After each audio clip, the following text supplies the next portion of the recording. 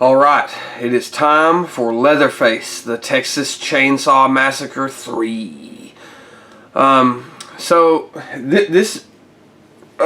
one, this is where I suppose you could say that the series starts to taper off ever so slightly. Now, having said that, I don't hate this movie as much as some people do. I hear a lot of just terrible things about this movie.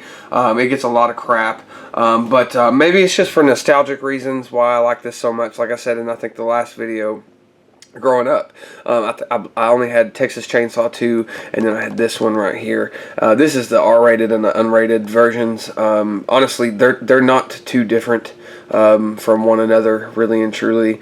There's a little bit more gore, not much at all. But this movie, I believe, came out in 1990. Let me find it. Yeah, 1990. Yeah.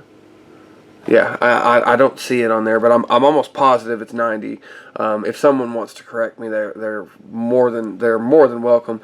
Anyway, this was directed by Jeff Burr, which I believe I cannot think of a single thing he directed off the top of my head, but I believe I've seen his name pop up a lot. I want to say he directed one of the Hellraiser movies, and I believe one of the Nightmare on Elm Street movies. I just don't remember which one it is,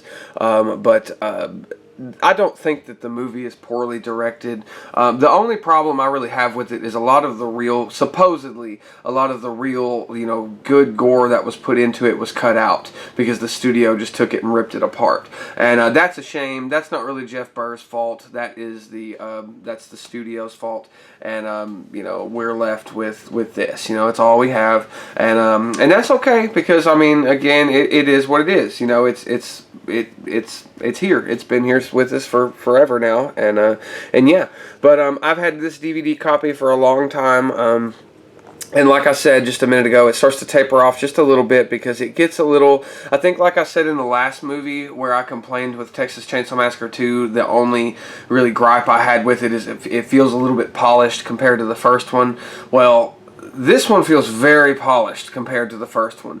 It's the first one done by New Line. I believe the last one was Canon Pictures, is who did Texas Chainsaw 2, but New Line Cinema did this, and it very much feels like a New Line, a New Line movie, and that's not a bad thing. I like New Line Cinema. I love Nightmare on Elm Street, and I like the later New Line Friday the 13th. I have no problem with them at all, but it just, you feel, it feels New Line. However you want to go about that, interpreting that. But that's the only way I can really describe it. It's a very much more polished. It very much feels more like a movie. Again, that's not a bad thing. This one, it's a completely different family, so there is no continuity whatsoever. If you're into these for continuity, you might as well give up because there really isn't any. I don't like this forced continuity that they're putting on the original Texas Chainsaw Massacre. Honestly, I wish they would just leave the first movie alone. I really don't give a damn about seeing a sequel to that or having a prequel to the original Texas Chainsaw Massacre. We've got that. We have got a sequel to Texas Chainsaw Massacre 2. If they would have done a prequel to it, I wouldn't mind seeing a prequel if it was done correctly. But the other Leatherface, the other movie called Leatherface that came out in, I want to say 2017, which was supposed to be a prequel, it is not what I really... No, it's not. I didn't like it. I did not like it at all. Mainly, I think because it was supposed to be a prequel to the original Texas Chainsaw Massacre. If it wasn't, I probably would have enjoyed it a little bit more. But anyway, I'm getting off topic now. This movie right here, like I said, the family's completely different. You've got, I believe, 1, 2, 3, 4 or 5 members of this family now, which one of them includes a little baby Viggo Mortensen, which is Aragorn. So whenever he's not tracking down hobbits and stuff, he's eating people. That's what he's got going on, folks, or what he used to have going on. But that was before Hollywood. A different side of Hollywood, I should say. Anyway, this movie is basically about a couple that is traveling cross country. I believe they're delivering a car to the girl's father, and they end up getting into a wreck with Ken Foree, actually, of all people. I don't know. I'm like, Ken Foree, what you doing out there in the middle of Texas like this? But no, Ken Foree's character, I believe his name's Benny. He plays like a survivalist type guy who's coming back from like a weekend excursion. Oh my goodness, excuse me, I almost died there. I'm sorry, Ken Foree, if you're, yeah. Anyway, so they run into him. They have this car accident, and they end up.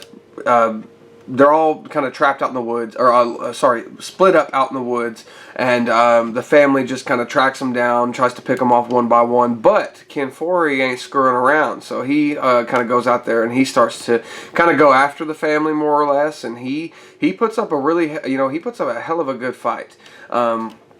And it ends up just being him and the final girl, which I believe her name is Kate. That's her right there. I think her name's Kate something. Kate Hodge is her name. And she's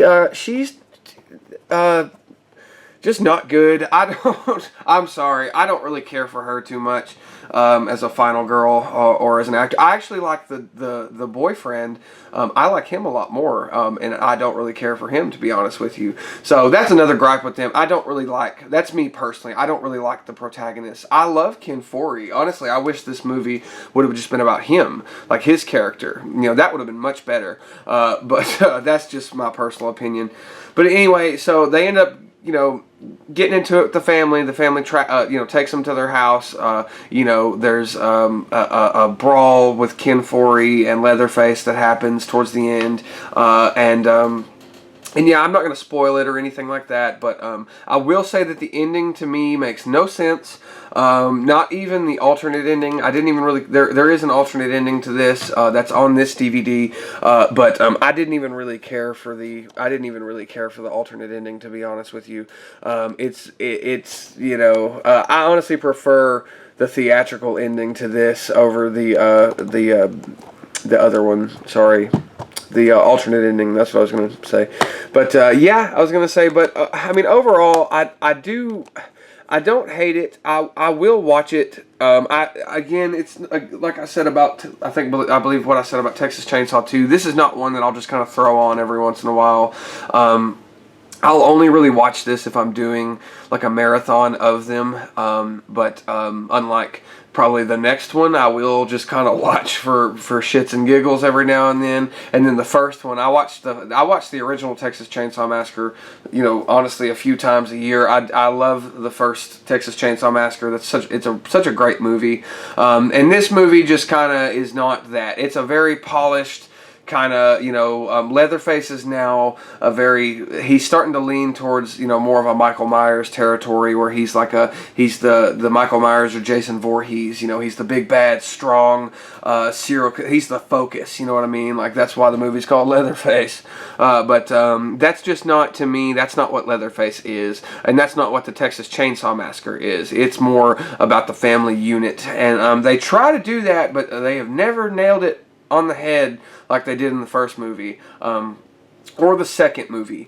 Even the remake did a pretty good job, I felt like, with the family aspect, the family unit that they had. But this movie, I didn't really care too much about the family, at all. They weren't really believable as a family to me. I didn't mind Leatherface too much. He looks very nasty and very greasy and dirty, and all of them do. Like, all of the characters look really gross but in a Hollywood way, And again, it's a movie, so I can't really complain too much, but it's just very, I don't know. Again, it's just not the first Texas Chainsaw Massacre.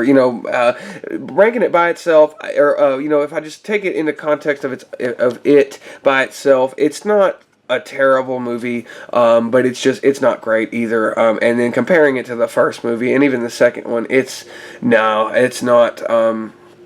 It does not live up to the first two films by any means, especially not the first movie. But anyway, that is my review of Leatherface, the Texas Chainsaw Massacre 3. Next one, we are going to dive into the final one that I believe we're going to talk about. I don't think I'm going to do all of them, up until the remake.